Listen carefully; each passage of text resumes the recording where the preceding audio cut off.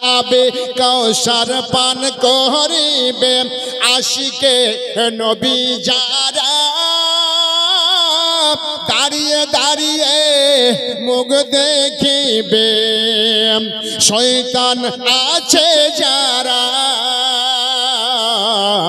শয়তান আছে যারা ওরে মুসলমান হয়ে যাও সাবধান ওরে মুসলমান হয়ে যাও সাবধান কি জবাব দেবে হাসরের দিনে মুখ দেখাবি কেমনে ওরে ওয়াহাবি বদমা জাহাবে যাবি নবীর সামনে মুখ দেখাবি কেমনে সাপ নবীর কাছে এলো আর আসার পরে আমার নবীর মাথার কাছে এসে বাবা ফানা তুলে দিয়া আমার নবীকে ছায়া করে আছে সূর্য যেই দিকে যায় ওই সাপটা বাবা ওই ফেনাটাকে সেই দিকে নিয়ে যায় ওটা হলো হালিমার বাড়ি এবার আব্বাস সঙ্গে সঙ্গে হালিমার বাড়িতে গিয়ে যেমন দেখতেছি হালিমার বাড়িতে দরজায় তালা মারা রয়েছে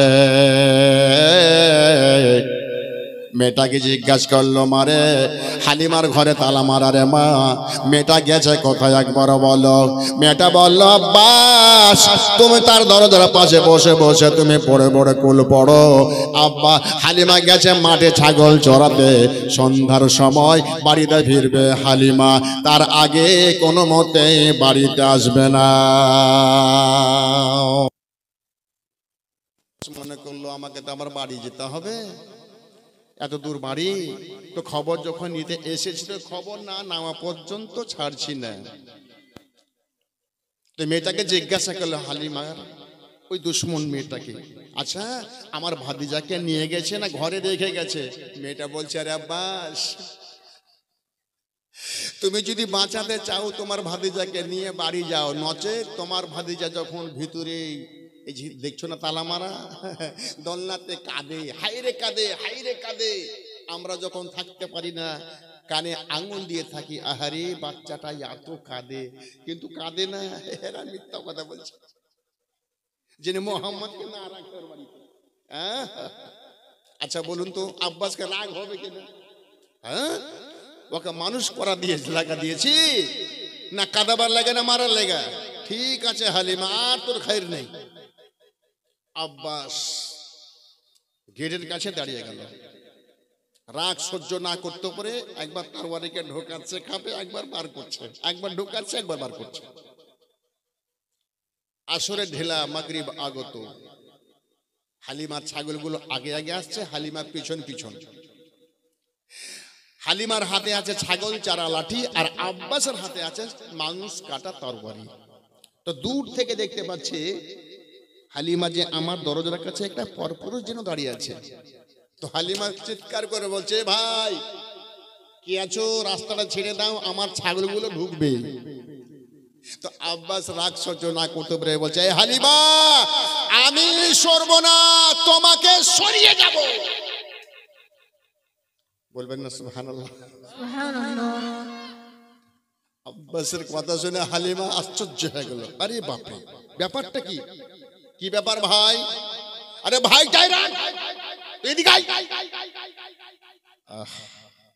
হালিমা মনে করছে আমার হাতে ছাগল চারা লাঠি আছে যদি বেশি বাহাদুরি করেছে আমিও ছাড়বো না আমার অন্যায়টা কি পেলে বুঝে আমার রাখছে কেন ভাইরা আমার বাবারা আস্তে আস্তে আব্বাসের কাছে গেল এবার আব্বাস বলছে হালিমা বল আমার ভাতিজাকে তোমাকে দিয়েছে মানুষ করার জন্য না কাঁদাবার জন্য তোমার ভাতিজা কাঁদে কে বললো হালিমা আমি কিছু বুঝি না তালা মারা হালিমা বুঝে গেছে আমার দুশ্মন বোধহয় আব্বাসকে ভাঙতে দিয়েছে। এদিকে এরা চালাক, এরা বুঝতে পারে নিশ্চয়ই আমার কেউ একে ভাঙতিয়েছে। হালিমা বলছে আব্বাস, কে তোমাকে বলল তোমার ভাতিজা দোলনাতে কাঁদে? এ আব্বা, তুমি যদি মনে না করো আমি তোমাকে চাবিটা দিই, তালাটা খোলো। তোমার ভাতিজা দোলনা যদি দাঁড়িয়ে থাকে ওই তরবারি খানা দিয়া আমার গলাটা কেটে দেবে। আব্বাস কিছু আশ্চর্য পড়ে গেল, এত বড় চ্যালেঞ্জ, নিশ্চয়ই কিছু আছে এর ভিতরে। আব্বাস মনে করলো, শোন হালিমা, আগে জবাব দে, তালা পরে খুলবো। আমার ভাতিজাকে সকালবেলা দোলনাতে রেখে দিয়া তালা বন্ধ করে দিয়া তুমি যখন মাঠে যাও আর সন্ধ্যাবেলা বাড়িতে ঢুকো, তো সারা দিন আমার ভাতিজা দোলনাতে ঝুলে কিংবা দাঁড়িয়ে থাকে বা কাঁদে, তো আমার ভাতিজাকে খাওয়া দাওয়া কে করায়? হালিমা। আব্বাস বলছে যেমন এই কথা, হালিমা তখন বলেছিল, আব্বাস রে, তোমার ভাতিজা দোলনাতে যখন শুয়ে থাকে রে, তোমার ভাতিজার দোলনা দাঁড়াই না।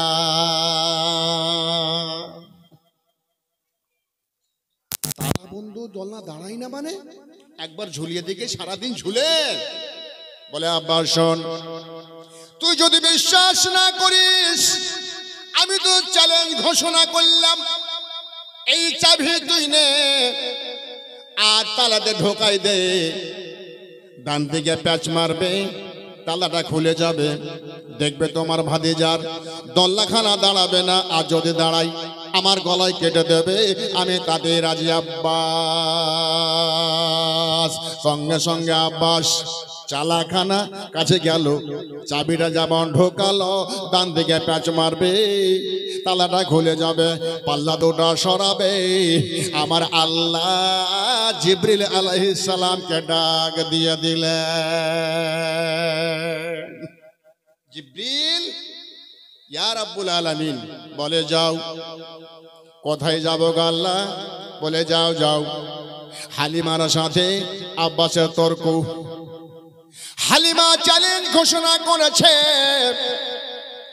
আমার নবীর দোলনা যদি দাঁড়িয়ে যায় আব্বাস হালিমাকে জিন্দা রাখবে না, তবে যাও ওই আব্বাস ঘরে ঢোকার আগে, তালা খোলার আগে দোলনাটা ঝুলিয়ে দাও।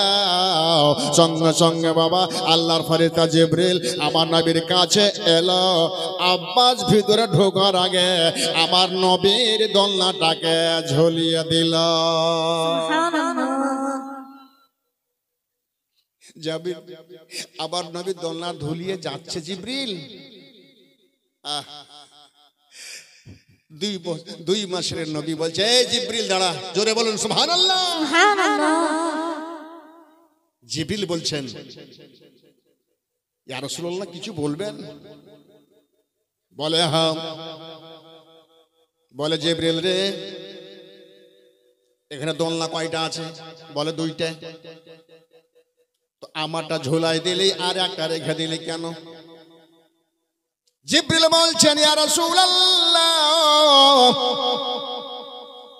আল্লাহ তরফ হইতে ওটা হুকুম পাইনি। নবী বলছেন, জিবরিল রে, আমি হুকুম করতেছি আমার দুধ ভাইয়ের দোলনাটাকে ঝুলিয়ে যা। বলে হুজুর ওটার পারমিশন পাইনি। বলে জিবরিল বলো, তুমি কি জানো না রে আমার আল্লাহ আমার নাম কোথায় রাখেনি রে? এ জিবরিল, আমার নাম আজানে আমার নাম কোরআনে, আমার নাম জামানে, আমার নাম পুরানে। আমার আল্লাহ নাম রেখেছেন মুহাম্মাদুর রাসূলুল্লাহ। আমার আল্লাহ সব জায়গাতে নাম রেখেছে জিবরিল। আমি বলতেছি আমার নবী মুস্তাফার প্যারা আশিকে রাসূল, আমার প্যারা ইমাম রাসূল সাল্লাল্লাহু তাআলা আলাইহি ওয়াসাল্লাম যেমন ইশারা করেছেন জিবরিলকে দুধ ভাইয়ের দোলনা ঝোলাতে বাধ্য হয়ে গেলেন। আর কি কথা কাটতে পারে? জিবরিল তখন দুধ ভাইরা দোলনাটাকে ঝোলাই দিলেন। দুইটা দোলনা দুই দিক থেকে ঝুলছে। আব্বাস তালা খুলে যেমন গিয়ে দেখছে যে দুইটা দোলনায় ঝুলছে। জোরে বলেন সুবহানাল্লাহ। আব্বাস শর্মিন্দা হয়ে গেল। এই জন্য আমার হালিমা আমাকে চ্যালেঞ্জ করছে। সত্যি তো হালিমা বলেছে। বলে হালিমা আমার ভুল হয়ে গেছে, ক্ষমা করে দাও। হালিমা বলছে আব্বাস শোন, তুমি হলে মেহমান, আমি হলাম মেজমান। ওরে আব্বাস তোমার ভাতিজা দোলনাতে কেন, যেখানে থাকুক না কেন আমার আল্লাহ তার হেফাজত করবে।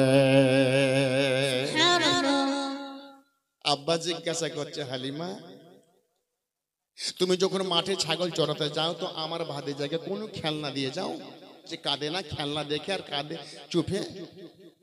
হালিমা বলছে আব্বাস রে তোমার ভাতিজা দুনিয়াতে খেলাতে আসেনি, খেলতেও আসেনি, তোমার ভাতিজা দুনিয়াটাকে খেলাতে এসেছে।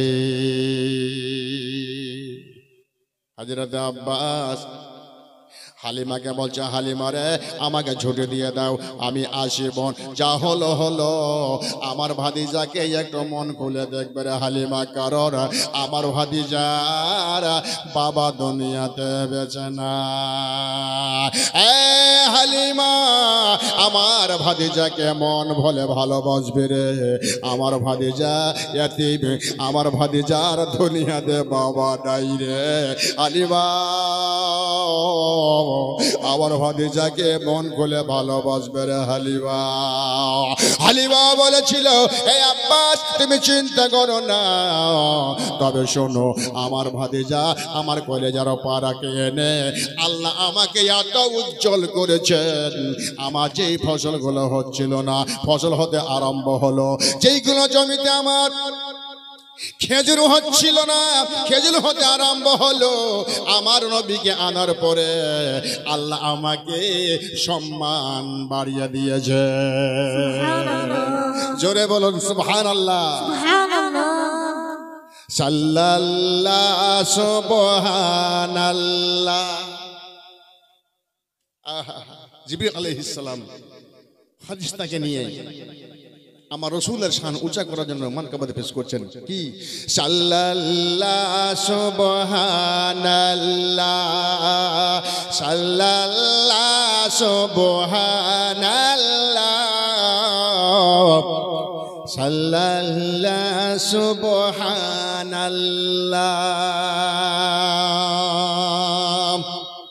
रहमते आलम नूरे मुजस्सम नबियों के सुल्तान, हादिये आज़म कादिये अकरम महबूबे रहमान की आका, महबूबे रहमान तुम पे है शैदा तुम पे है कुर्बान, जिन्नो मलक इंसान के आका सल्लल्लाहु सुबहानल्लाह, सल्लल्लाहु सुबहानल्लाह, सल्लल्लाहु सुबहानल्लाह। जोरे बोलून सुबहानल्लाह। टूटी चटाई बिस्तरा तेरा, खाना जो की रोटी, मालिक कुल है मेरे आका, हाथ मगर है खालिक आका, हाथ मगर है खाली इन अतैना कल कौसर कहता है कुरान।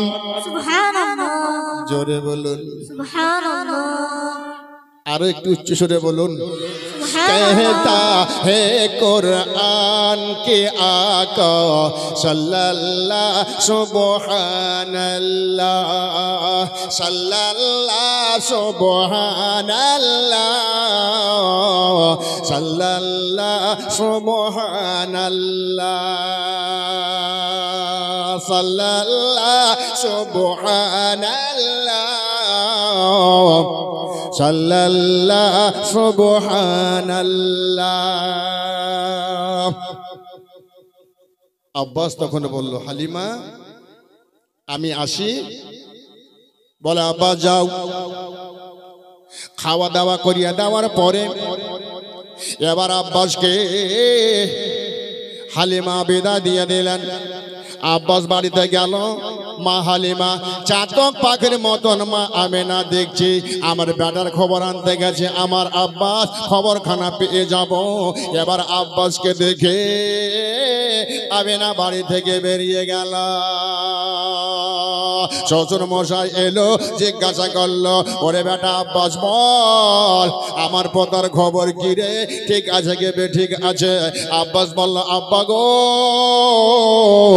আমার ভাতিজা এমন জায়গাতে আছে গো আব্বা, এত সুন্দর হয়েছে, এত সুন্দর দেখেছে, এমন সুন্দর জায়গাতে আছে, আমার ভাতিজার কোনো অসুবিধা হয় না। মা আমেনা পড়লেন, আলহামদুলিল্লাহি রাব্বিল আলামিন। আব্দুল মুত্তালিব বলছে, মা শুনলে তোমার বেটে ঠিক আছে, তোমার ছেলে কোনো অসুবিধা নাই মা, ঠিক আছে। এবার হালিমা নবীকে মানুষ করে মাঠে যায় আসে, মাঠে যায় আসে, ভালো মন্দ খাবার দেয়। আবার নবী মোস্তফার ওসিলাতে মা হালিমা রাদিয়াল্লাহু তাআলা আনহার উজ্জ্বল হইতেছে। হালিমা রাদিয়াল্লাহু তাআলা আনহার বাড়িতে দুধ খাওয়ার বয়স। তো হালিমা মনে করলো যে আমি নবীকে দিয়ে চলে আসবো।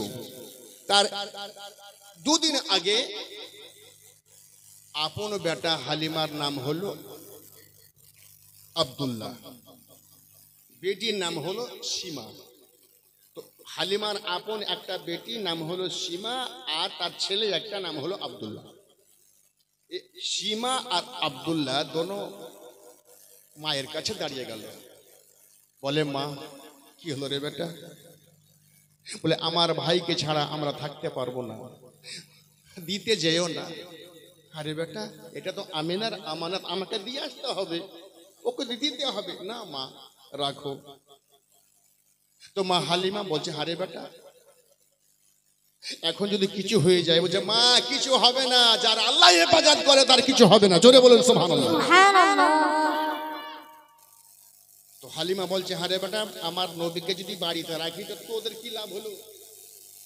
বলছে, মা আমার ভাইকে ছেড়ে আমরা মাঠে থাকতে পারবো না, কারণ অভ্যাস লেগে গেছে, ময়া বসে গেছে।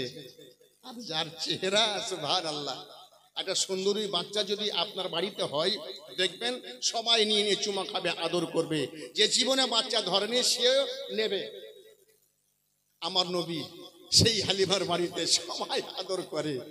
তো হালিমার আপন বেটা বেটি তখন বলতেছিল, মা আমার ভাইকে আর আমরা বাড়িতে রেখে যাব না, আমার ভাইকে আমরা মাঠে নিয়ে যাব। হালিমা বলছি, দেখো বাবা রৌদ্র লাগবে, পিপাসিত হবে, বলা যাবে না বেটা, যদি কিছু হয়ে যায় যেমন হবে না, আমাদের সঙ্গে দাও। তো কোনো মতে হালিমা ছেলে মেয়ের সাথে দেবে না, আর আপন বেটা বেটি ছাড়বে। তখন মাকে বুঝাবার জন্য, মাকে খুশি করার জন্য ওই আব্দুল্লাহ আর সীমা বলতে আরম্ভ করলো, কি জানেন? আহা, তোমার মোস্তফাকে, বলুন সুবহানাল্লাহ। মা যদি বুঝালেন, আহা, মা তোর মোস্তফাকে দে না মাগো সঙ্গে নিয়ে যায়, মা তোর মোস্তফাকে দে না মাগো সঙ্গে নিয়ে যায়।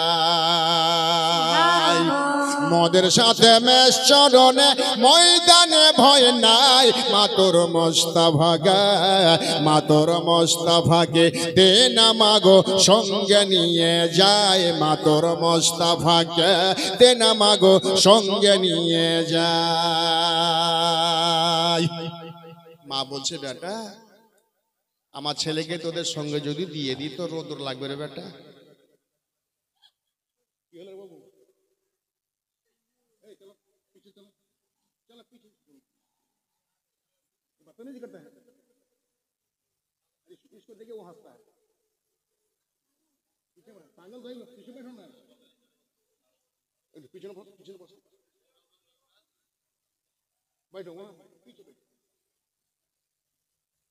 বেরাদ ইসলাম দুরূদ পড়ুন, আল্লাহুম্মা সাল্লি আলা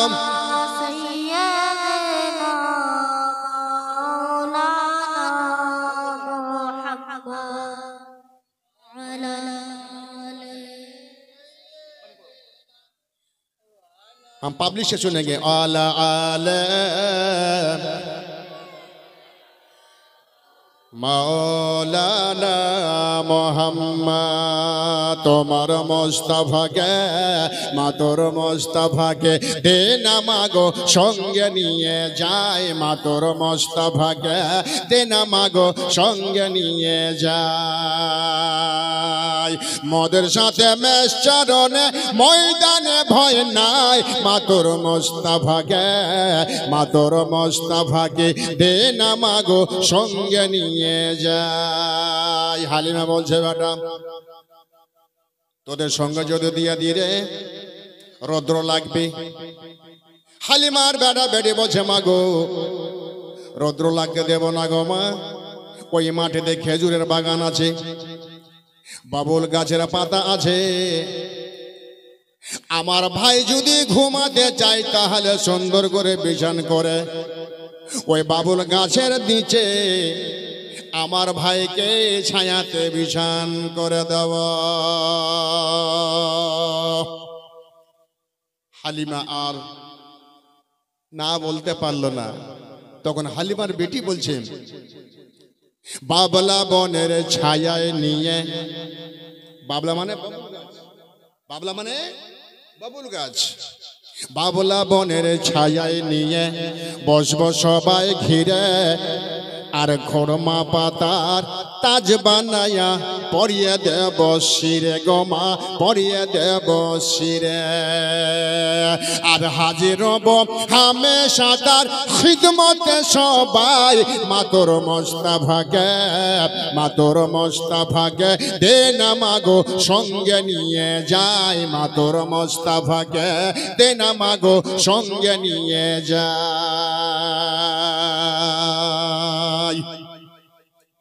মা বলছে, হারে বেটা তোরা না হয় বাবলার গাছের নিচে ছায়াতে জায়গা দিয়ে দিবি, তো যদি খিদা লাগে পিপাসা লাগে তখন, তো হালিমার বেটি বলছে তখন, খেতে দেব খেজুর মেথি খোদা যদি পায়, দোমবার দুধ পাতার ঠোঙায় দেব পিপাসায়। জোরে বলুন সুবহানাল্লাহ।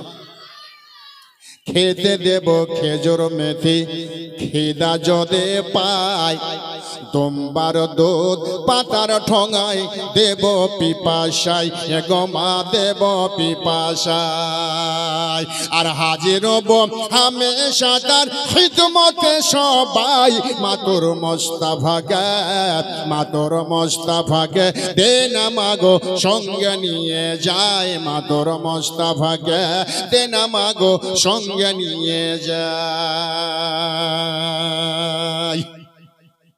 হালিমা তখন বলছে, যা তোদের সঙ্গে আর পারলাম না রে বেটা, যা আমার নবীকে নিয়ে যা, তবে দেখে রাখিস। এবার হালিমার বেটা বেটি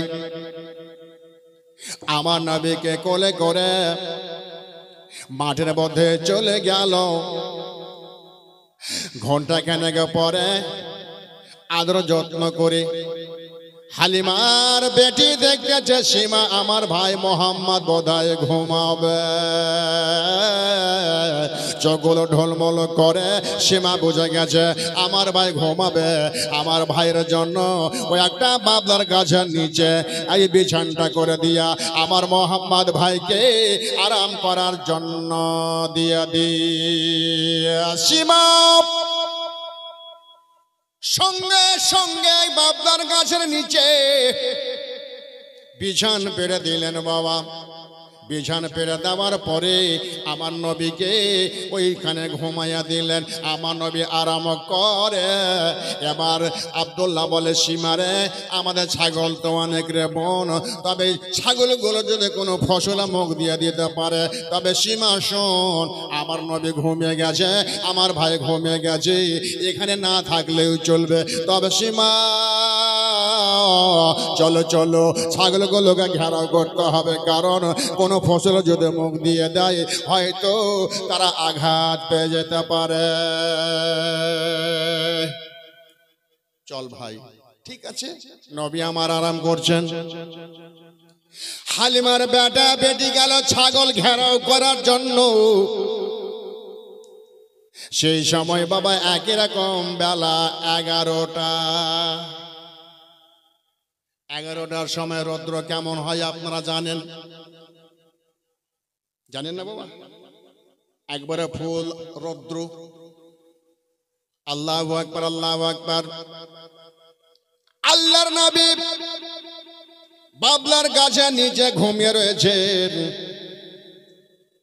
আর বাবলার গাছের ঝিরি ঝিরি পাতার ভেতর দিয়া ওই সূর্যের তাপ আমার নবীর চেহারাতে পড়তেছে।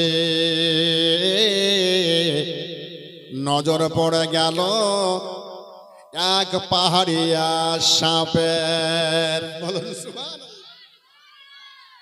পাহাড়িয়া সাপ এসে বলছি, আরে সূর্য, যে নবীর জন্য আমরা দুনিয়াতে আসতে পেরেছি, আর ওই নবীর চেহারাতে সূর্যের তাপ। এবার সাপ, হায়রে সাপ, আমার নবীর চেহারাতে সূর্য তাপ বাবা পড়ে, আর ওই সাপ নবীর মাথার কাছে এসে বাবা ফেনা তুলে ছাতার মতন ছায়া করে আছে। ভাইরা আমার, নবীর সম্মান দেখো বেটিরা, ও মা বোনেরা, আমার নবীর খিদমত সাপ পর্যন্ত বাবা করি, আমার নবীর সম্মান বাঘ পর্যন্ত করে। এত সম্মানিত নবীকে কেউ যদি বলে আমার মতন, বলুন সে লোকটা কত বড় বদতমিজ হতে পারে? নবীর সম্মান কারোর মতন হতে পারে? কোনো মতে হবে না, কোনো মতে হবে না।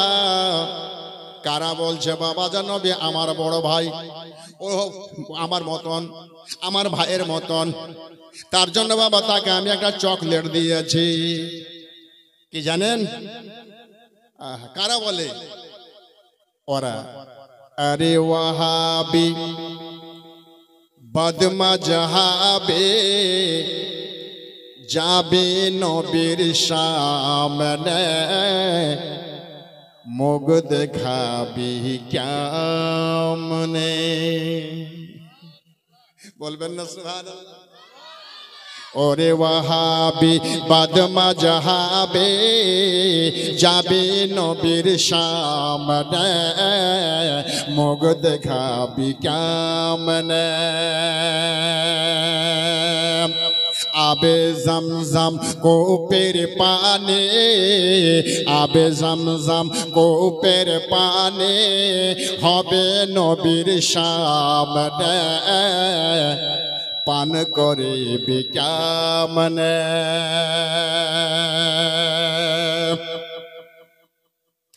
আবে কাউসার পান করিবে আশিকে নবী যারা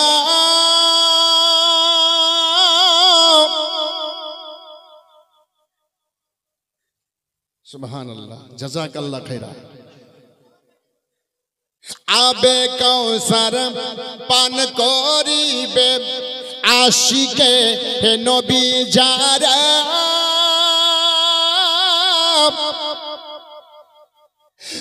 আশিকে নবী যারা আবে কাউসার পান করিবে আশিকে নবী যারা দাঁড়িয়ে দাঁড়িয়ে মুখ দেখিবে শয়তান আছে যারা শয়তান আছে যারা ওরে মুসলমান হয়ে যাও সাবধান ওরে মুসলমান হয়ে যাও সাবধান কি জবাব দেবে হাসরের দিনে মুখ দেখাবি কেমনে ওরে ওয়াহাবি বাদমা জাহাবে যাবি নবীর সামনে মুখ দেখাবি কেমনে সাপ নবীর কাছে এলো আর আসার পরে আমার নবীর মাথার কাছে এসে বাবা ফানা তুলে দিয়া আমার নবীকে ছায়া করে আছে সূর্য যেই দিকে যায় ওই সাপটা বাবা ওই ফেনাটাকে সেই দিকে নিয়ে যায় সাপ বলছি হারে সূর্য যেই নবী না হলে সূর্য হতি না যেই নবী দুনিয়াতে না আসলে দুনিয়া হতো না আসমান হতো না তুই হতি না আমি সাপ হতাম না তোন রে আমার নবীকে তুই তাপ দিবি আমি সাপ নবীকে আমি তাপ লাগতে দেব না যেমন তুলেছে বাবা একটু পরে নজর পড়ে গেল হালিমার বেটির সাপের উপরে নজর আপন ভাই আব্দুল্লাহকে ডাকছে সীমা আব্দুল্লাহ ও আব্দুল্লাহ কি হলো রে বোন সীমা আরে তাড়াতাড়ি করে এসো বলে কি হলো বলে ওই যে দেখো আমার ভাইকে সাপে ঘেরাও করেছে যা আমার ভাই শেষ বেটি ছেলে তো ধৈর্য রাখতে পারে না আব্দুল্লাহ বলছে কি হলো সীমা কি হলো বল বলছে ওই যে দেখ আমার ভাইকে ফেনা তুলে আছে সাপ বোধহয় দংশন করেই দাঁড়িয়ে আছে নাকি আরে সর্বনাশ তাই তো তাড়াতাড়ি করে চল এবার যখন যেতে আরম্ভ করেছে সাপ বুঝে গেছে এখন যদি আমার নবীর কাছে থাকে আর আমার জন্য সীমারা যদি আসতে না পারে আমার নবীর দুধ ভাই বোনরা যদি আসতে না পারে আমার নবী যদি আমাকে জিজ্ঞাসা করে হারে সাপ আমার দুধ ভাইয়ের জন্য তুই কেন দাঁড়িয়েছিলিস তুই কেন দূরে যাসনি কারণ বাচ্চা বাচ্চা তোদেরকে দেখে সবাই ভয় করে তুই আমার দুধ ভাই বোনের জন্য তুই কেন আপন জায়গাতে যাসনি আমার নবী যদি আমাকে জিজ্ঞাসা করে আমার নবীর সামনে আমি সাপ জবাব দিতে পারবো না হালিমা রাদিয়াল্লাহু তাআলা আনহা বাড়িতে রয়েছেন ওই সাপ আস্তে আস্তে করে পাহাড়ের ভিতরে বাবা ঢুকে গেল আর যেমন ঢুকে যাবা হালিমার বেটি আর হালিমার বেটা এসে নবীর হাত পা লাড়ে দেখে কোথায় কামড় দিয়েছে নাকি কোথায় আঘাত করেছে নাকি কোথায় আবার নবীকে কামড় দিয়েছে নাকি মাথা থেকে পা পর্যন্ত দেখে নিল কোনো জায়গাতে আঘাত করেনি ও কি আঘাত করতে এসেছে ও তো খিদমতের জন্য এসেছে হালিমার বেটি বলছে চল আর আমার ভাইকে রাখবো না, বাড়ি নিয়ে চল। তো দোনো ভাই বোন যাচ্ছেন। তো আব্দুল্লাহ মনে করছে বিটি ছেলের পেটেতে কথা পৌঁছে না। এখন যদি এই কথা আমার মাকে যদি বলে দেয়, রেজওয়ান মিষ্টি হলো 100 টাকা, আল্লাহ কবুল করুন। আর এক ভাই 100 টাকা আর দিয়েছেন, আল্লাহ কবুল করুন।